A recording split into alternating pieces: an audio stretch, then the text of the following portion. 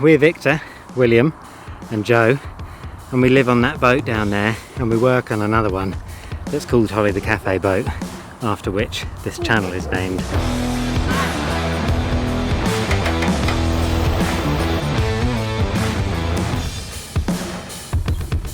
Since having our baby, if we're being honest, there's been one or two moments where we've questioned our decision to live on a narrowboat.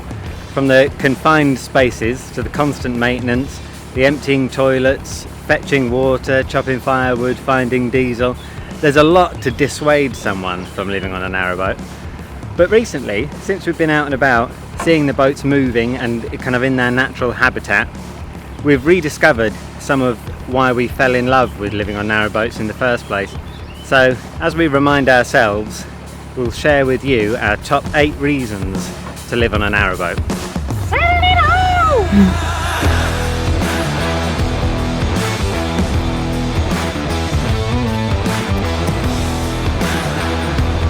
How did it feel to be back at the tiller? Feels good.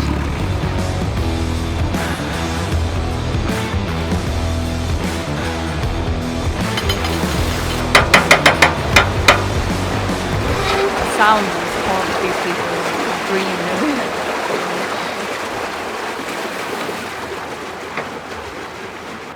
It's good, isn't it? 1 lockdown, 3 to go. When you move in the boats every day like this, you can put like a strange number of miles behind you. Because even though you're only going at walking pace, you're moving for like 10 or sometimes 12 hours a day. And that kind of mounts up. We've got a bit of a journey ahead of us. We're trying to get to Coventry for the festival there. We're going to open the cafe at the Coventry Basin, which will be fun. But to get there in good time for all the baking and stuff like that, provisioning and stocking up that we need to do, we're sort of trying to put some travelling hours in. It's Joanna's shift, the evening shift on board Zero, and me and William are kind of trailing behind, foot soldiers here.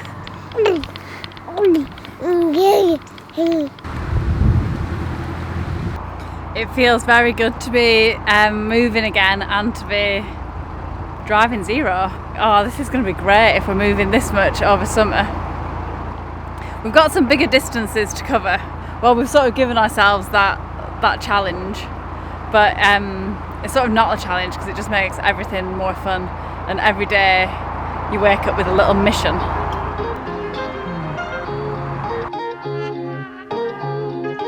You're off? Yeah. Okay. Goodbye. See you later. Start it up. For me, one of the coolest things about living on the canal is just having the towpath on your doorstep. Despite the fact that I'm being totally invaded by insects at the moment, the towpaths are so cool because they're basically 2,000 miles of unbroken footpath or cycle path or whatever you want them to be. And if you want to get around and not use a car, get around by bike and stuff like that, it's such a nice way to travel. And I think that obviously as William gets older and can enjoy this kind of thing even more, it's just going to get even better. Another one of the things that I like about the canals is the apparent lack of any kind of real regulation. It's kind of a reprieve in the modern world, away from, red tape or anything like that.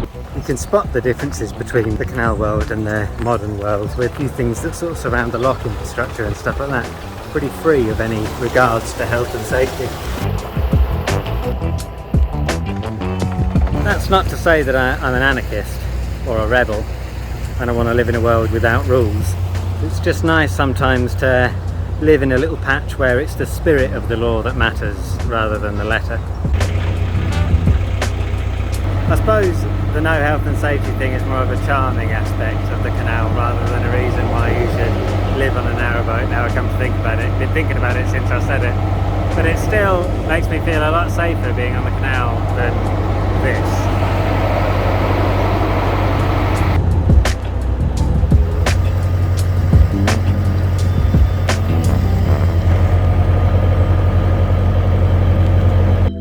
How's it going? Pretty strong.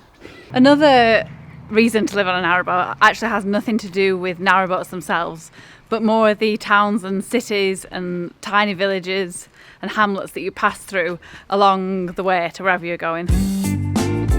We're here in Narrowboat now, which is somewhere I've never heard of, can barely pronounce. But we've come through here a couple of times because it's a canal town. Same with Shardlow, where we were a couple of weeks ago. But also even in big cities that you have heard of that you would go to, like Manchester and Birmingham, they have networks of canals weaving through the city centre, sometimes underneath the city centre, that you'd never get to see unless you were on a canal boat.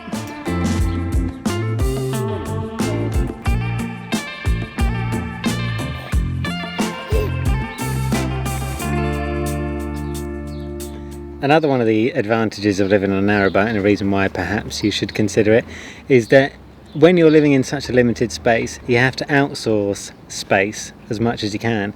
And so pubs become like your living room and your gardens.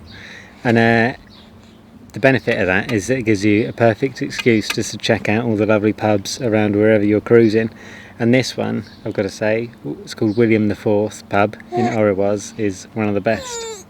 Cheers.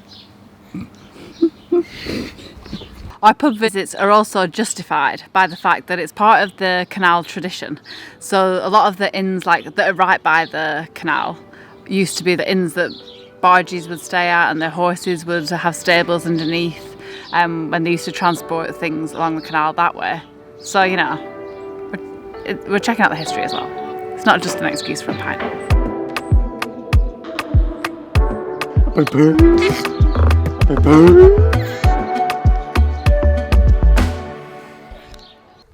This morning we're taking both of the boats up to the Coventry Canal. So we're in Narrowboat at the moment, and it's not that far. It's about 2 miles and I think maybe 5 locks and a swing bridge. But we're going to try and do 2 boats in one day. So 0 is going to be the morning shift, and then we're going to come back and move Holly. This is the team today. We've got Billhead and Vic's just getting ready, and then we're going to set off.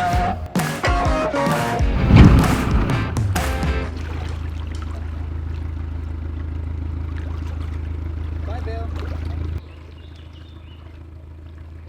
The pace of the canals is still stuck in the sort of 1800s. You can't go more than 4 miles an hour on a narrowboat, or you'll struggle to at least.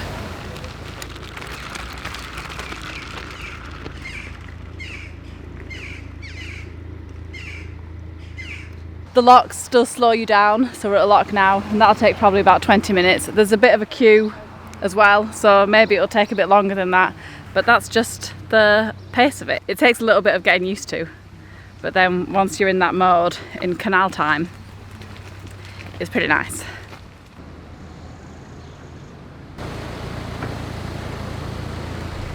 It's really busy at that lock, which I actually really enjoy. Everybody comes together. It's especially easy on a day like this, and everyone's just sort of having a bit of a chat, helping each other through the locks and stuff like that. It's pretty nice activity to be doing, and sort of reminds me of golf or something like that, where putting boats through the lock is kind of more of an excuse just to stand around in the sunshine having a chat with people. Well, I'm not casting aspersions on people who play golf. I'm sure that they're in it for the love of the game itself, but sometimes you kind of think, are they just walking?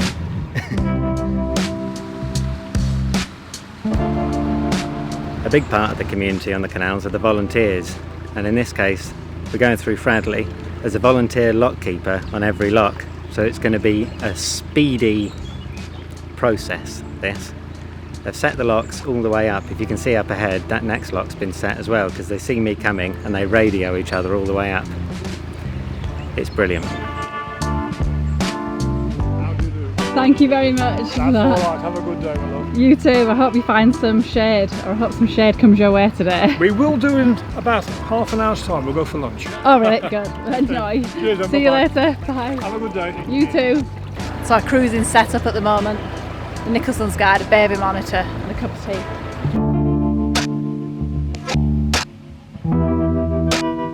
Good evening. I went back to get Holly and we've just moored up for the night. We're moored up, breasted up, I've just like moored Holly on the other side of Zero, just because it's quite busy down here, so we didn't want to take up another space, and I'm not even sure if there was another space available, so done it that way. Joe's just gone over to Holly to take some butters out of the fridge so that they're at the right kind of room temperature for baking tomorrow.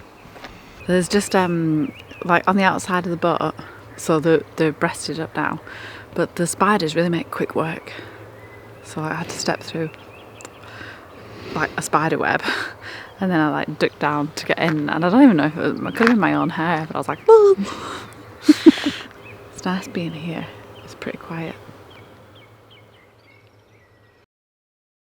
Another reason why narrowboats are a good idea over other alternative living situations like van life or sailing vessels is their capacity.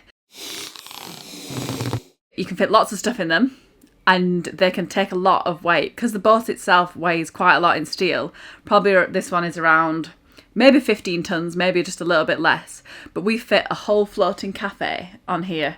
That's complete with 2 fridges, a freezer, a coffee machine, a stove, a massive water tank, all our gas bottles, the engine, a sofa bed, and a full commercial kitchen. I'm going to do some baking now, just to get ahead of the game. We're on our way to Coventry floating market, so I'm going to start making lemon drizzles. Lemon drizzles, I've realised, are just, everyone fancies a lemon drizzle any time of day, whatever the weather. So that's sort of like my backup cake. So I'm going to try and have like quite a few of those ready to go.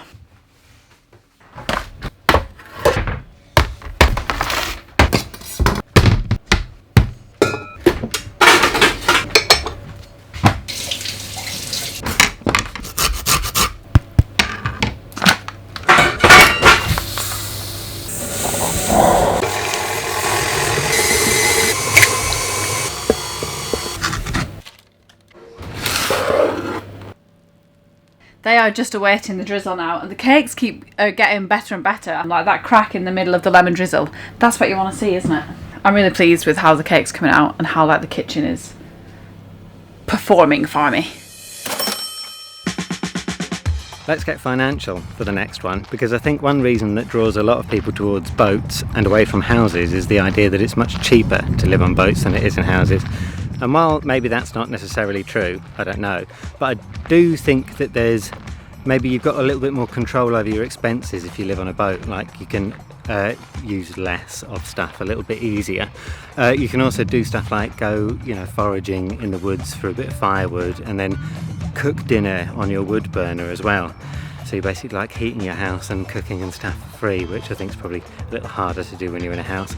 And that kind of greater agency over the kind of facilities of your own life and that financial flexibility makes it a little bit easier, I think, to make financial decisions and stuff afterwards, because you know that you can sort of skinny down if you need to. Like, for example, deciding whether or not both of you should quit your careers and open a cafe boat. Slipping off pretty early this morning. It's about 6:30. We've realised it's going to be a slight push for us at our current rate to make it to Coventry in time, especially factoring in baking days and stuff like that. So we're doing a slight, push. So yesterday I tried to articulate my thoughts on the lack of regulations around the canal and stuff like that, and since sleeping on it I've become increasingly concerned that I wasn't very clear in what I was saying. So I just want to do a second attempt, if you'll indulge me. I think what I meant was that the lack of health and safety and stuff like that around the canals, obviously that's sort of like not a very good thing. It's the kind of downside to living in a relatively unregulated sort of environment. Like there's no street lights along the towpath, there's no sort of like bin collections and stuff like that. But the upside of living somewhere that's relatively unregulated is that if you want to build your own boat that's got like the back of a car welded onto the back of it, go for it. If you want to build your own boat that uses like an old bicycle as pedal power to propel you along, you can do that as well. Those boats exist. You don't need to get anybody's permission, you don't need planning permission or anything like that. Likewise, if you want to go and buy a boat tomorrow and go and start messing about on the canals with no experience. You can live on it, you can do whatever you like. Go for it. So I think the upside of living somewhere that's relatively unregulated is that you get a community that's kind of perhaps a bit more cohesive around etiquettes and stuff and sort of governing itself. And also you get all these characterful people and characterful boats that you can meet along the way, which is nice. So it's the upside of the lack of regulation that I enjoy.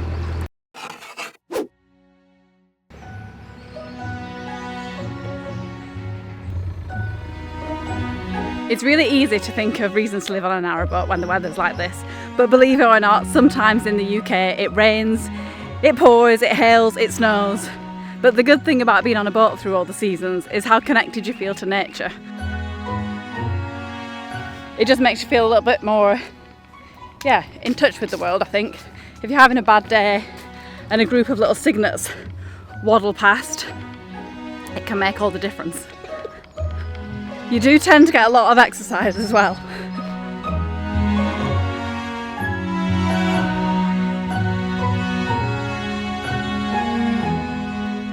In today's programme, we've been discussing some of the reasons why you might consider moving on to a narrowboat. From financial flexibility to the concrete community to the surprising capacity of these ancient vessels. But for the last reason, and the most compelling to my mind, we have to turn to the immortal words of Kenneth Graham's lovable waterside character, Ratty. Believe me, my young friend, there is nothing, absolutely nothing, half so much worth doing as simply messing about in boats.